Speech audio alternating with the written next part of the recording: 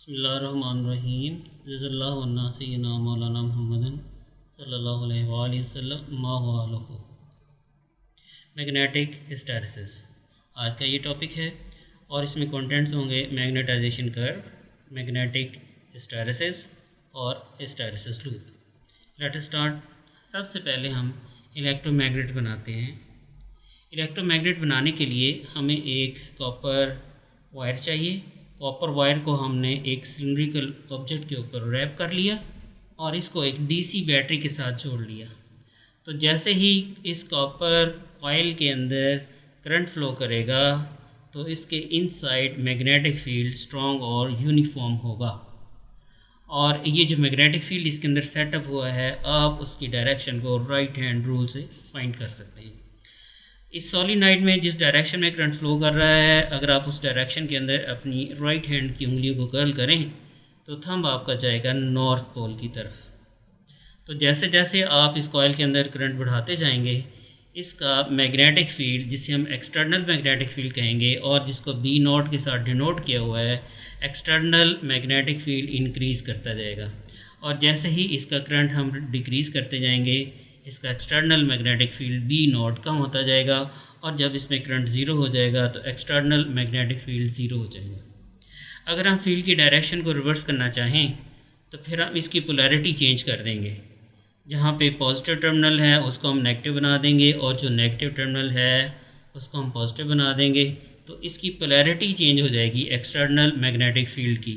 पहले north pole अगर इस तरफ था तो अब नॉर्थ पोल इस तरफ हो जाएगा, पोलैरिटी चेंज हो जाएगी।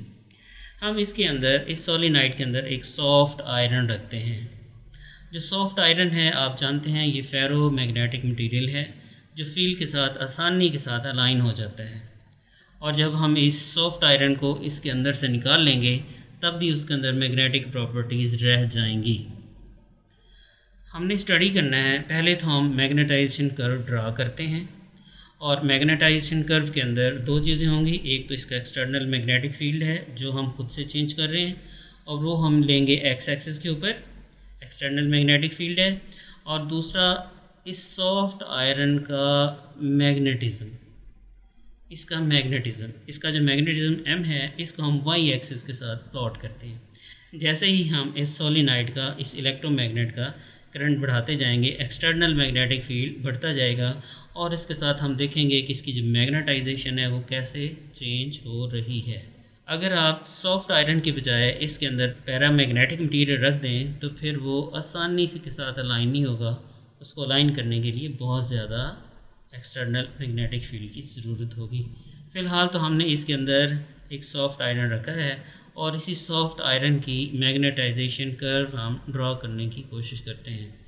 जैसे जैसे हम इस कॉइल के अंदर करंट बढ़ाते जाएंगे सॉफ्ट आयरन का मैग्नेटिज़म बढ़ता जाएगा और इसकी ये कर्व इस तरह बनेगी।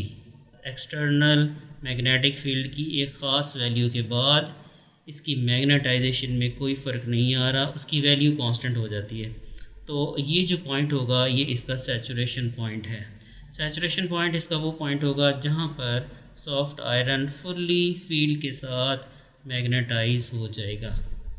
एक्सटर्नल मैग्नेटिक फील्ड बढ़ाने से सॉफ्ट आयरन की मैग्नेटाइजेशन में फ़र्क नहीं पड़ता। तो ये इसका सैचुरेशन पॉइंट है। जैसे जैसे हम एक्सटर्नल फील्ड बढ़ाते गए सॉफ्ट आयरन का मैग्नेटाइजेशन बढ़ता गया और एक पॉइंट पर पहुंचकर ये मैग्नेटाइजेशन की वैल्यू चेंज नहीं हो रही, फिर कांस्टेंट हो गई है। उस पॉइंट को हम कहेंगे सैचुरेशन पॉइंट। और ये जो कर्व बनी है ये मैग्नेटाइजेशन कर्व है जहाँ पर हमारा सॉफ्ट आयरन ज़ीरो से लेके फुल्ली मैग्नेटाइज हुआ है।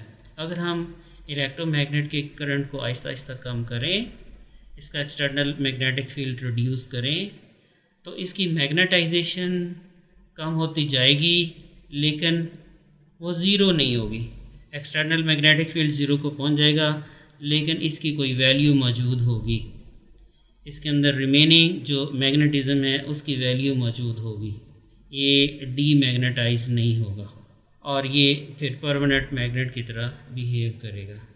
अगर हम चाहें कि सॉफ्ट आयरन फुली डीमैग्नेटाइज हो जाए तो फिर हमें यहाँ पर एक्सटर्नल मैग्नेटिक फील्ड अप्लाई करना पड़ेगा जो रिवर्स डायरेक्शन में हो। रिवर्स डायरेक्शन का मतलब है अगर आपने इसको पॉजिटिव टर्मिनल के साथ जोड़ा हुआ है तो फिर आप इसको नेगेटिव से जोड़ दें और इस टर्मिनल को आप पॉजिटिव से जोड़ दें।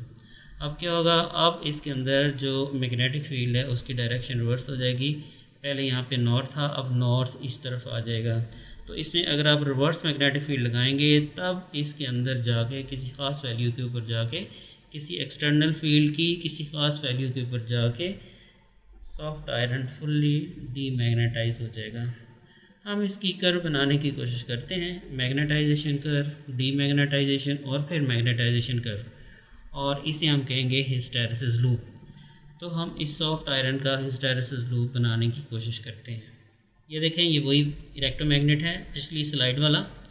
इसमें ये इलेक्ट्रोमैग्नेट है और इसके अंदर सॉफ्ट आयरन रखा हुआ है और ये टर्मिनल पॉजिटिव से जोड़ा हुआ है, ये टर्मिनल नेगेटिव से जोड़ा हुआ है और इसका नॉर्थ पोल इधर है और इसका जो करंट है वो हमने 0 से मैक्सिमम किया। तो इसकी ये मैग्नेटाइजेशन कर्व आ गई हमारे पास यहाँ पे। हम इस पॉइंट 1 पर पहुँच गए। पॉइंट 1 पर ये जो सॉफ्ट आयरन है ये फुल्ली मैग्नेटाइज है और उसकी जो डायरेक्शन है वो फील्ड के साथ है। मतलब इस तरफ इसका नॉर्थ पोल है और इस तरफ इसका साउथ पोल है और ये फुल्ली मैग्नेटाइज है। अब हमने क्या किया, अब हमने इसका जो करंट है वो आहिस्ता आहिस्ता 0 कर दिया। तो ये आप देखें, आप फील्ड को, एक्सटर्नल फील्ड को आहिस्ता आहिस्ता कम करते हुए 0 पे लेके जा रहे हैं, लेकिन इसका जो मैग्नेटिज्म है वो 0 नहीं हो रहा। ये वैल्यू मौजूद है, ये देखें इतनी बड़ी वैल्यू इसके अंदर मौजूद है। मैग्नेटिज्म की काफ़ी ज़्यादा अमाउंट इसके अंदर मौजूद है।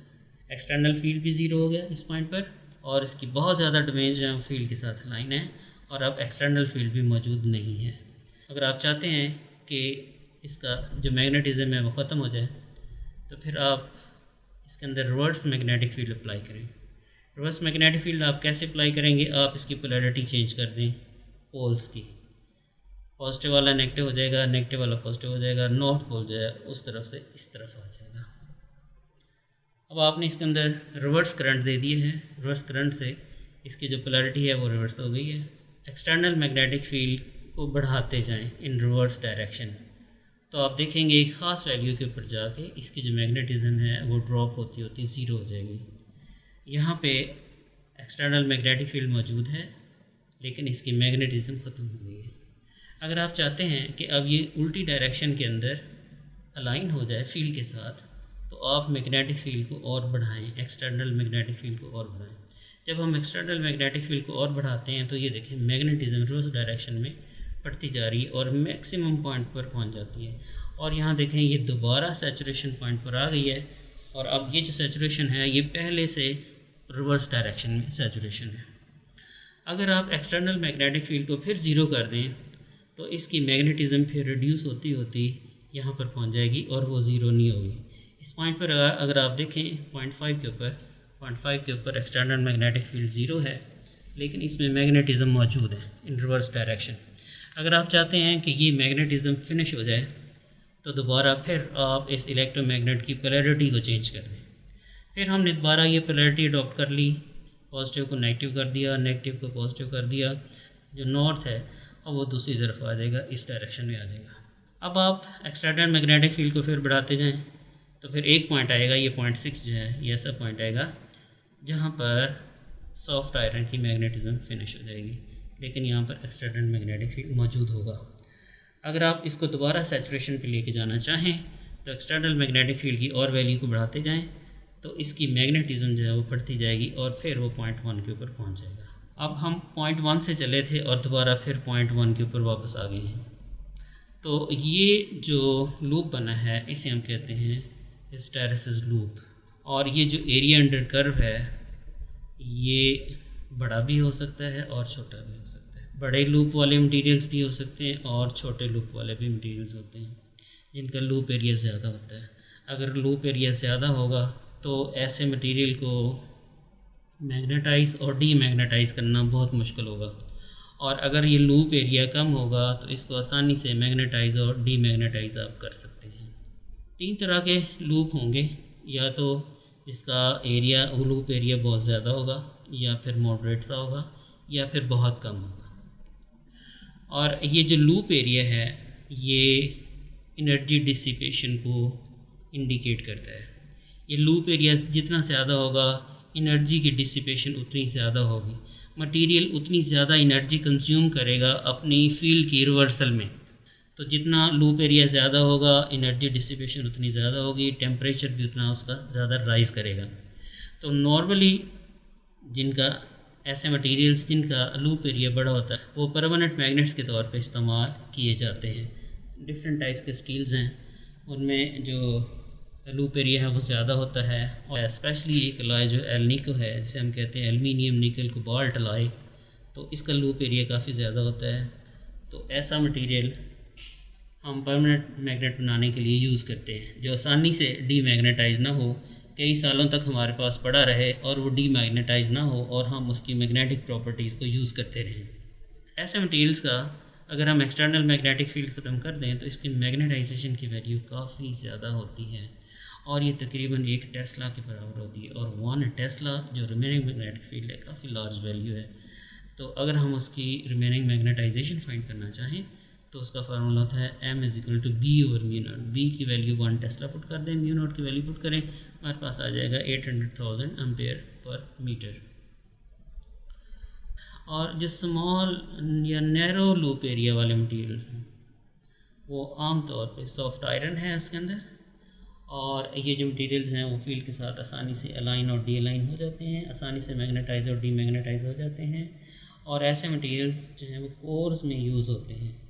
मसलन ट्रांसफार्मर की कोर के अंदर यूज़ हो सकता है, मोटर्स की कोर के अंदर यूज़ हो सकता है, इलेक्ट्रोमैग्नेट की कोर के अंदर यूज़ हो सकता है, मोटर्स की कोर के अंदर यूज़ हो सकता है।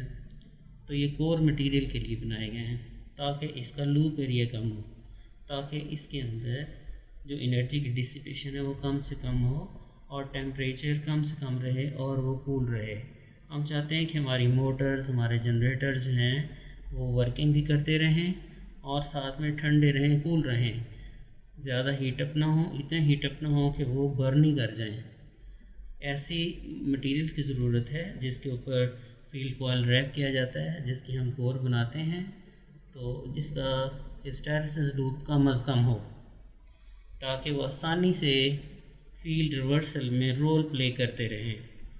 क्योंकि जितने भी अप्लायंसेस हैं जैसे मोटर्स हैं, जनरेटर्स हैं, जो अल्टरनेटिंग करंट से वर्क करते हैं, तो अल्टरनेटिंग करंट में फ्रीक्वेंसी के साथ फील्ड रिवर्सल होता रहता है। तो ऐसे मटीरियल्स की जो कोर्स हैं वो फील्ड के साथ आसानी से रिवर्स हो जाएं, फील्ड के साथ आसानी से अपनी जो डायरेक्शन है मैग्नेटिक फील्ड की, इंटरनल मैग्नेटिक फील्ड की, आसानी से रिवर्स हो जाए।